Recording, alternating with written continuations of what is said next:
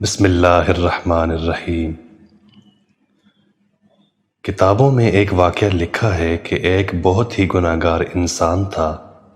اس شخص سے جب بھی کبھی کوئی گناہ ہوتا تو وہ اس گناہ کو ایک کتاب میں لکھ دیا کرتا تھا۔ ایک رات کا ذکر ہے کہ جب وہ اپنے دن کے تمام گناہ کتاب میں لکھ رہا تھا کہ دروازے پر دستک ہوئی۔ باہر نکل کر دیکھا تو نہایت ہی ایک خوبصورت حسین و جمیل محجبین لڑکی کھڑی تھی۔ اس نے اس لڑکی سے پوچھا کیا چاہیے؟ اس لڑکی نے جواب دیا میرے پاس یتیم بچے ہیں، 3 دن سے بھوکے ہیں، کچھ بھی کھانے کو میسر نہیں۔ اچھا اندر چلی آؤ۔ اس شخص نے اس لڑکی کو گھر کے اندر بلایا اور دروازہ بند کر دیا، کیونکہ اس عورت کو دیکھ کر اس شخص کی نیت خراب ہو گئی تھی۔ وہ عورت جان گئی کہ اس بندے کی نیت خراب ہو گئی ہے، لیکن اب اس سے جان کیسے چھڑائی جائے؟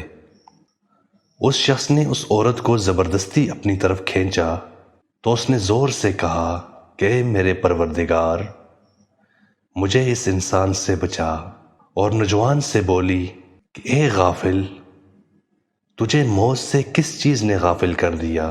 تجھ سے پہلے بھی بہت طاقتور اور تجھ سے کئی گنا بہتر لوگ آئے، لیکن وہ آج اپنی اپنی قبروں میں پڑے ہیں۔ تھوڑی سی لذت کے لیے اپنی آخرت مت برباد کر۔ اور پھر اس لڑکی نے اللہ سے گڑ گڑا کر دعا کی کہ اے میرے پروردگار، میری فریاد کو سن اور اس انسان سے مجھے بچا۔ اس شخص نے جب یہ فریاد سنی تو بہت رویا اور اس عورت کو چھوڑ دیا۔ اس شخص نے اس عورت کو کھانے کی چیزیں دی اور کہا کہ یہ اپنے بچوں کو کھلا دو، میں بہت گناہگار انسان ہوں، اور اپنے بچوں سے کہنا کہ اللہ میرے لیے دعا کریں کہ میرے گناہ معاف کر دیں۔ اس عورت نے جاتے ہوئے اس شخص کو بہت دعائیں دی۔ جب وہ عورت چلی گئی تو اس شخص نے اپنی کتاب میں لکھا کہ میں نے ایک عورت سے آج زنا کرنا چاہا۔ کتاب کھولنے بیٹھ گیا، جیسے ہی اس نے پہلا صفحہ کھولا تو اس پر کچھ لکھا ہی نہیں تھا۔ تمام کتاب چھان ماری، لیکن گناہوں کا تمام ریکارڈ کتاب سے پاک ہو چکا تھا۔